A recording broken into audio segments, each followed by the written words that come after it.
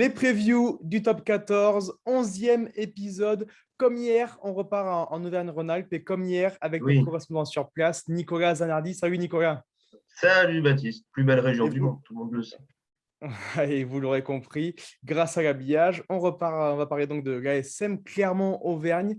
Un bilan assez décevant si on le fait de la saison passée, Nicolas. Ouais, décevant bien sûr, parce que quand on est Clermont, on aspire toujours à jouer le haut du tableau. Et il y avait un constat, c'était la saison à Clermont, comme quoi la SM peinait à franchir la petite étape qui fait la différence pour arriver jusqu'au dernier carré. Voilà, défaites en quart de finale, défaites en barrage, quart de finale de Coupe d'Europe, etc. Voilà, il manquait quelque chose à la SM ces dernières saisons. C'est clair. Aurait pu être pire, hein, clairement, parce qu'on a longtemps craint, longtemps cru que la SM n'allait pas réussir à s'extirper du mauvais wagon. Et puis, il y a eu un succès contre Toulon au printemps qui a fait beaucoup de bien. La SM a réussi à se qualifier en battant La Rochelle à la dernière journée. C'était quand même pas rien. Et malheureusement, dans la foulée à Bordeaux, ça a été un peu plus compliqué. On se rappelle quand même que Arthur Ituria, notamment, que Alexandre Fischer aussi avait raté d'entrée de jeu des grosses occasions, en faisant des en avant dans l'embut. Exactement, ouais. Et un peu plus. Voilà, après, c'était un peu le reflet de la saison, malgré tout. Et une place de barragiste, ça correspondait sur la globalité à ce qui avait pu proposer clairement tout au long de la saison. Des souvenirs douloureux, oui. Moi, de mon côté, je vais pas essayer de faire transpirer mes origines auvergnates dans ce preview. Mais pour continuer là-dessus, c'était la dernière saison Ouais. de l'immense Franck Azema à Clermont. Peut-être la saison de trop, Nicolas? Mais c'est difficile à dire parce que c'était pas la saison de trop sur le papier, puisqu'il était encore sous contrat, n'est-ce pas? Donc, Oui. voilà, il s'est passé ce qui s'est passé. Tout le monde est au courant de cet épisode des velléités de Franck Azema de départ. On sait qu'il était proche de Montpellier. Finalement, ça n'a pas pu se faire. On a vu dans l'actualité récente que certains clubs étaient beaucoup plus conciliants pour laisser partir leurs joueurs, notamment sous contrat, même pour aller dans d'autres concurrents. Le président de Clermont ne l'a pas entendu ainsi. C'est un peu dommage, voilà, parce que je trouve que Franck Azema méritait quand même une autre sortie par rapport à tout ce qu'il a apporté à la SM. Voilà, c'est comme ça. On me rétorquera qu'il y a des contrats, qu'il faut les respecter. C'est malheureusement la règle du jeu lorsque les personnes n'arrivent pas à s'entendre. C'est ce qui s'est passé. Et cet épisode, malgré tout, il a laissé des traces, quoi. Et voilà, on a senti un groupe un petit peu scindé entre ceux qui regrettaient profondément le départ de Franck Azema, ceux qui lui en voulaient un petit peu. Ça a été compliqué à gérer. On s'est bien raccroché aux branches en allant quand même chercher 2 qualifications. Mais je crois qu'il n'y avait pas les ressources de groupe, en tout cas, pour aller beaucoup plus loin l'an dernier. Une saison marquée par un autre épisode aussi, c'est les départs de Timani et également de McIntyre en cours de Bien sûr. saison, repartis au pays en Australie suite à des incidents extrasportifs, voilà, qui clairement un peu bricolé toute la saison suite à ça.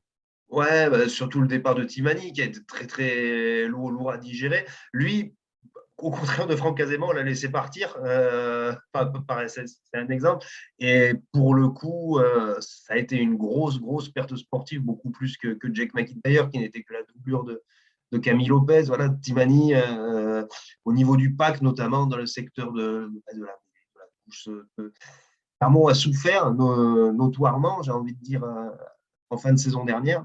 Et, et c'est des départs qui ont coûté cher, ouais. Ben, pour parler de Jack McIntyre, pardon, un petit peu, ben, c'est un joueur qui cristallisait un petit peu tous les reproches qu'on a pu faire à Franck Azema aussi du côté de Clermont. C'est-à-dire que le recrutement de cette dernière saison n'a pas été très, très efficace, hein, c'est le moins qu'on puisse dire. Hormis Fritz Lee, qui, en tant que joker médical, il y a de longues saisons déjà, et Georges Moala, il y a un peu moins longtemps, on peine à comptabiliser les joueurs recrutés qui ont amené une réelle et grosse plus-value. Euh, Clermont avait fait le choix de peu recruter, de recruter quantitativement cette saison, sous la houlette de Franck Azema d'ailleurs. C'est lui qui avait fait venir DJ Hanran et Thomas Lavanini. Voilà, John Gibbs va se retrouver un petit peu avec un recrutement pré-mâché, qui n'est pas forcément ses choix. Bon, j'imagine qu'il n'était pas contre non plus quand on voit le Oui. calibre des 2 joueurs qui arrivent. Mais voilà, ça va être une des interrogations de la saison, de voir comment Dino va s'adapter à un groupe qui n'était plus du tout le tien au départ. Même s'il le connaît très bien pour l'avoir entraîné il y a déjà quelques saisons. Justement, j'allais en parler, le retour de Jono Gibbs a clairement Ouais. fort de finale du côté de La Rochelle. Mmh, Voilà, difficile pour lui de mettre en place son projet cette saison. mmh. Est-ce qu'on part sur le même projet que ce qu'on a vu à La Rochelle, à toute puissance, etc., dans ce qu'on voit pour l'instant de ses déclarations à Clermont, ou il va s'adapter à son effectif? Bah, Joe Gibbs est un bon entraîneur et un bon entraîneur, par essence, il s'adapte aux joueurs qu'il a sous la main, n'est-ce pas? Ouais. Voilà, La Rochelle a recruté des joueurs d'un tonneau extraordinaire, hein, des Skelton, des Botia, etc. Il y a de la puissance à Clermont, notamment derrière, hein. Il y a des Moala, il y a des joueurs comme ça, comme Raka, etc. Mais on n'est pas vraiment sur le même profil. Je crois que Jono Gibbs aura tout intérêt justement à poursuivre un petit peu dans la voie de ces dernières saisons, en recherchant plus de mouvement, en recherchant davantage de vitesse, même si le jeu de Clermont était quand même très, pas dire monocorde, mais bon, il était très direct quoi, quand même ces dernières années. Ça n'empêche pas le mouvement, mais je pense que Jono Gibbs là, a quelque chose à amener, notamment dans l'animation du jeu et dans les systèmes, de façon à rendre le jeu auvergnat un peu plus fluide. Bon, à 3-4 jours maintenant de la reprise du top 14, comment ça se passe cette préparation pour les Clermontois? Les matchs amicaux n'ont pas été terribles. Non. Il y a une sortie contre Aurillac où, Oui. bon, c'était la reprise, un adversaire qui joue un gros match malgré tout parce qu'elle joue une équipe de top 14, Clermont qui surjoue un petit peu. C'est moyennement passé. Contre Lyon, le week-end dernier, il y a une petite défaite au bout, ça fait toujours un peu mal au moral. Après, le groupe était très élargi avec beaucoup, beaucoup, beaucoup de jeunesse. Est-ce que c'est révélateur pour la journée qui arrive à Lyon? Je ne pense pas, très sincèrement, parce que on a vu, hein, pendant les matchs amicaux de Pro D2, un exemple local, hein, il y a eu un Oyonnax Grenoble qui Mhm. s'était plutôt bien passé pour les Isérois à Charles Maton, et on a vu ce que ça a donné la semaine d'après au Stade des Alpes. Oyonnax a gagné sans trembler, parce que malgré tout, se jouer 2 fois de suite dans ce contexte-là, c'est pas anodin. Et je crois que Clermont a justement un très gros coup à jouer à Lyon d'entrée de jeu. Pourquoi pas gagner, faire un gros coup chez un concurrent direct et se lancer parfaitement. Et voilà, quand on connaît l'importance d'un bon début de saison en top 14, on sait que ça peut générer très vite une dynamique très positive. Ouais, surtout que sur ce premier match, la pression sera donc sur les Lyonnais. Aucune Mmh. pression côté Clermontois sur ce Très peu, déplacement. Ouais. très peu, surtout bon, Clermont va arriver avec quelques absents quand même. Je crois que Camille Lopez n'est pas encore remis de son petit souci médical. Je crois qu'il y a un petit doute concernant Gedrasiak, Bamaina qui n'est pas revenu de sa année distale. Clermont est un peu affaibli, hein, devant, clairement, parce qu'il n'y a pas la Vanini non plus. En deuxième ligne, c'est des postes qui sont un peu affaiblis. Donc, à voir, à voir. Il manque aussi du monde à Lyon. Donc, on va voir comment cette Ouais, saison va se lancer. un match complètement incertain en effet. Mmh. On passe du coup à la deuxième thématique sur les recrues. Et Ouais. on les a cités déjà, puisqu'il n'y en a pas Mmh. beaucoup. Il n'y en a que deux. Seul le Racing fait moins. Mmh. Tu l'as dit, on a privilégié la qualité plutôt que la quantité. Donc, on Mmh. commence avec l'Argentin qui arrive, donc le deuxième green, tu en as parlé, Thomas Ravanini. Ouais. Voilà.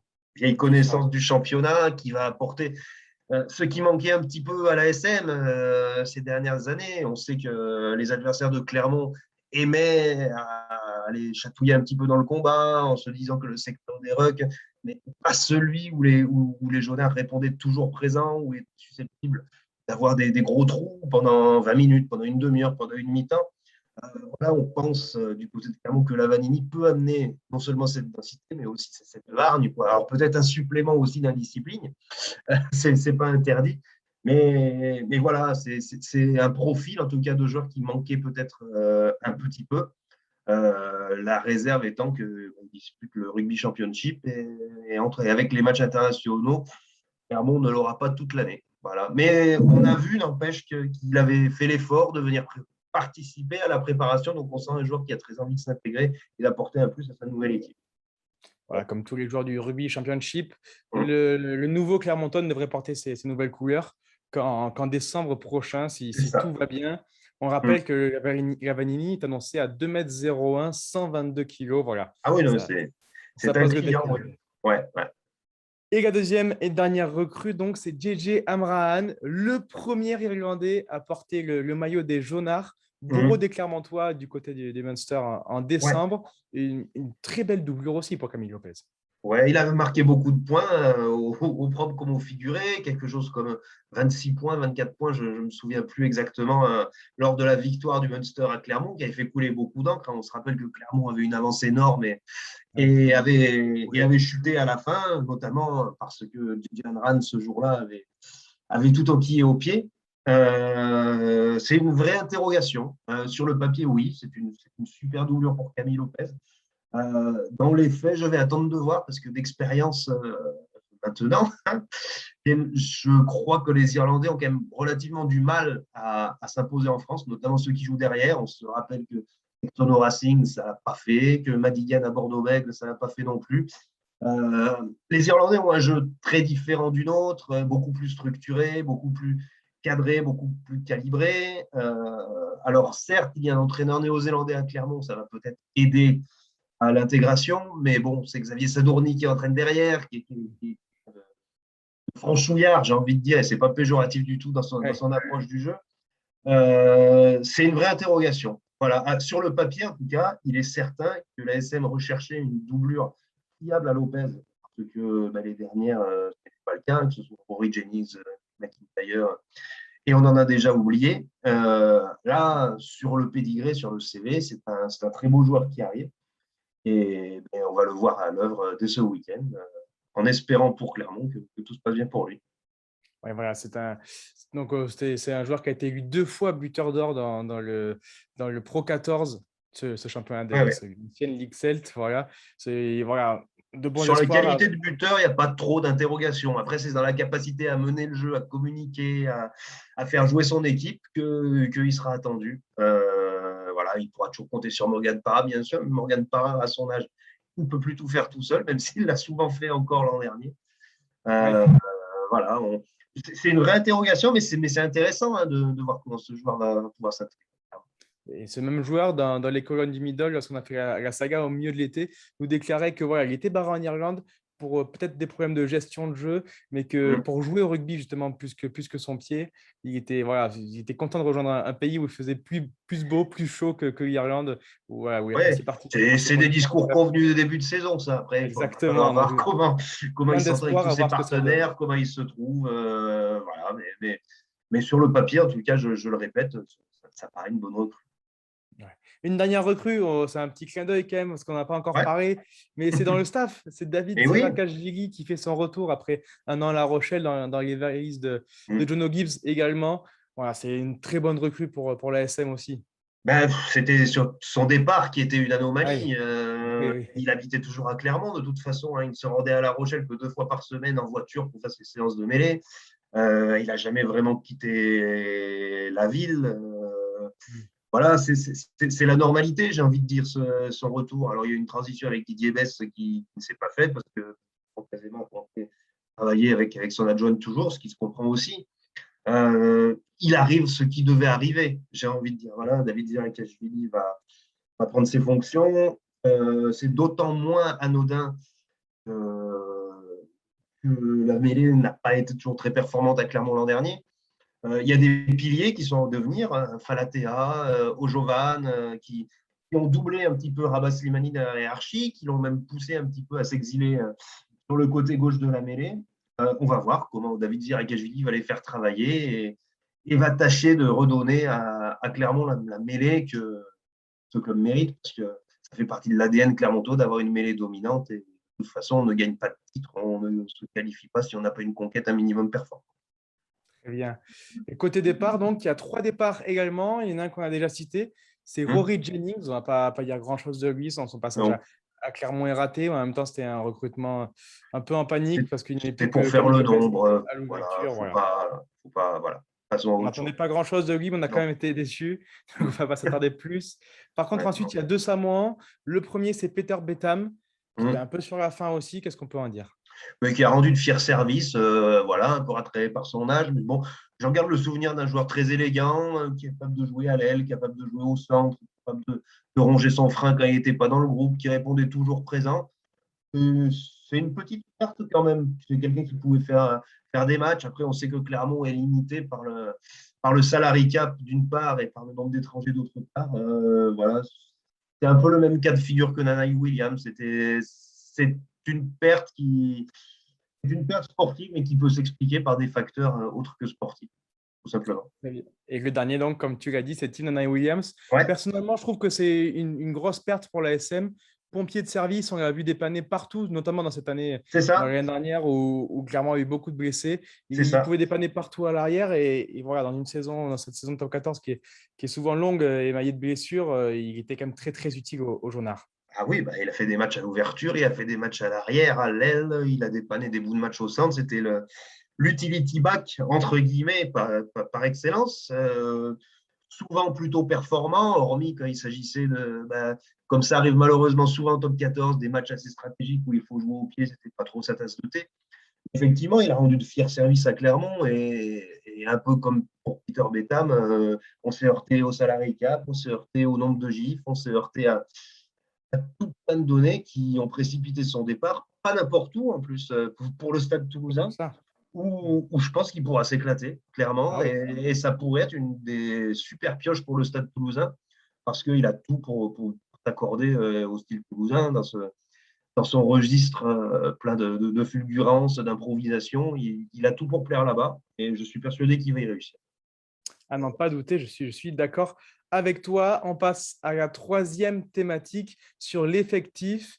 Alors, mis à part la première ligne, quand on regarde le 15 de départ par exemple, de Clermont, c'est quand même une équipe qui fait vraiment peur partout, si tout le monde est là, comme toujours. Si, bah, oui, sur le papier, c'est une équipe avec quasiment que des internationaux, hein. Le hic étant qu'en début de saison, tout le monde ne sera pas là et il ne faudra pas prendre trop de retard d'entrée de jeu. Voilà. Après, il y a beaucoup de puissance et de vitesse derrière. Il y a une troisième ligne qui est peut-être un petit peu vieillissante, notamment Fritz Lee. Mais bon, c'est une équipe qui a tout pour être encore performante cette année. Il n'y a aucune raison qu'ils ne soient pas en raccord avec leurs objectifs. Très bien. Donc, on rappelle que ce 15 probable pour la SM, une première ligne Ojovan, Fourcade, Ravaille, une seconde ligne avec Lavanini et Vamaina qui arrive, une troisième ligne avec donc Yato, Fritzli et rappelez-moi le troisième, je l'oublie. Ituria. Et Ituria, voilà exactement, Arthur Ituria, une charnière donc comme toujours Para Lopez, aux ailes Raka et Penaud, au centre Moala, oui, dans le deuxième, j'oublie également. Voilà, bah, il peut y avoir Fofana, il peut y avoir Calez-vous aussi, Calez-vous, dans la voilà, parade. Et voilà, enfin, Danili. à l'arrière, Kotaro, Matsushima, voilà, des Mm, noms un peu partout. C'est peut-être un des points forts de l'ASM, mais parmi tous ces noms, il y en a quand même plus beaucoup qui sont appelés en sélection, très peu mm, en équipe de France mm, également. C'était longtemps un des points faibles de l'ASM, ça devient un point fort, mais mm. pendant les fenêtres 15 de France, les fenêtres Ouais, internationales, l'ASM garde une grosse partie de son effectif maintenant. c'est ça. Et ben, peut-être que le retard pris en début de saison pourrait être rattrapé à ces moments-là. On sait que malgré tout, pas mal de joueurs qui sont internationaux, même s'ils ne le sont plus aujourd'hui, ont des salaires d'internationaux. Donc ça limite encore clairement, malheureusement, dans le salarié cap. Il y a très peu de fins de contrat, c'est une des particularités ça, de cette saison. Il y a, je crois, aucune fin de contrat au sein de l'effectif pro à la fin de cette année. Tout le monde est sous contrat jusqu'en 2023-2024, donc il y a de quoi voir venir, ça c'est quand même intéressant. Et puis, ce qu'on n'a pas précisé, c'est qu'en première ligne, même si, comme tu disais, elle ne fait pas peur aujourd'hui, peut-être, il y a beaucoup de joueurs en devenir, des Daniel Bibibiou, des Étienne Fourcade, Sibili Falatea.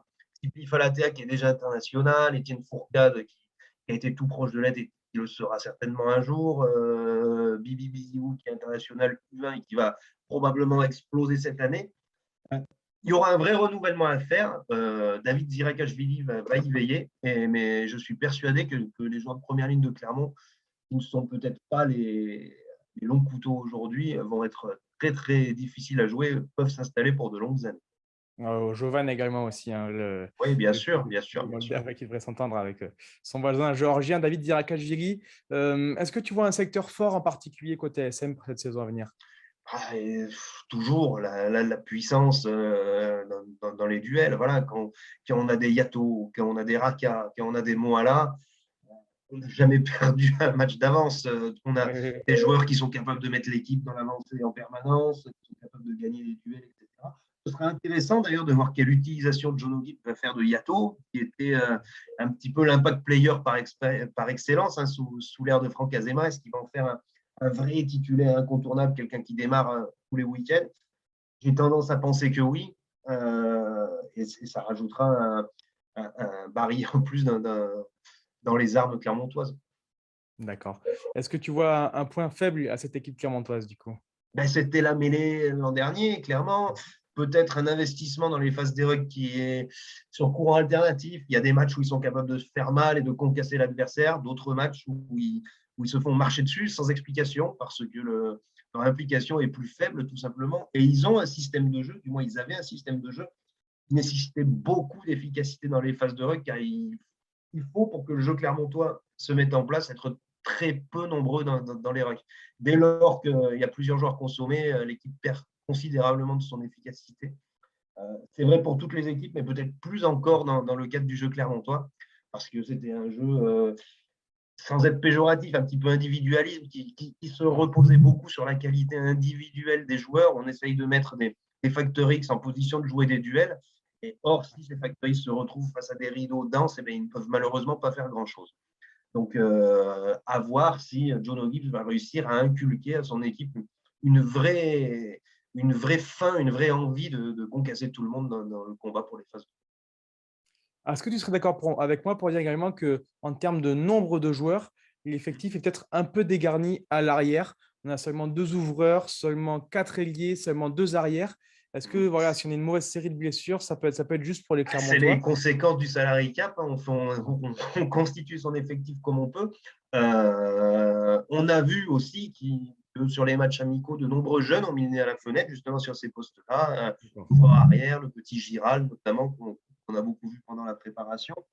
Le petit Rosière aussi. Donc, à voir, peut-être que les manques qu'on constate aujourd'hui vont être comblés par la formation. Et c'est tout le mal qu'on souhaite à l'ASM, qui a formé beaucoup de joueurs ces dernières années, mais qui en sort un petit peu moins depuis 2 ou 3 ans. Donc, on espère pour le club et pour sa formation qu'ils vont réussir à sortir de nouveaux joueurs. D'accord, très bien. Et pour finir, Nicolas, quel sera l'objectif clermontois cette saison? La qualification, le titre, quelle est l'ambition de départ des Clermontois? L'ambition de départ, c'est la même pour tout le monde, c'est la qualification. Après, ça ne peut pas être une fin en soi, la qualification, quand on est clermontois. Voilà, je pense que si on ne se qualifie pas, la saison sera ratée. Si on se qualifie, elle ne sera pas forcément réussie. Tout passera par une qualification. On pourra parler de saison réussie à partir d'une demi-finale éventuelle, je pense. Voilà, pas autre chose. Et il y a toujours la Champions Cup aussi, qui reste un objectif prioritaire, peut-être pas aujourd'hui, mais qui reste un vrai objectif du club, avec lequel John O'Gibbs a une longue histoire et voudra performer aussi. Donc, on va suivre ce que va donner la SM sur les 2 tableaux. Mais je pense que parler de qualification sur les 2 tableaux, ce n'est pas usurper et ce n'est pas leur demander la lune. D'accord, très bien. On est d'accord. Merci beaucoup, Nicolas, pour ton Avec expertise. plaisir. Avec Et bonne plaisir. semaine de rugby à tous avec Rugbyrama et midioolympique.fr. Au revoir. Au revoir.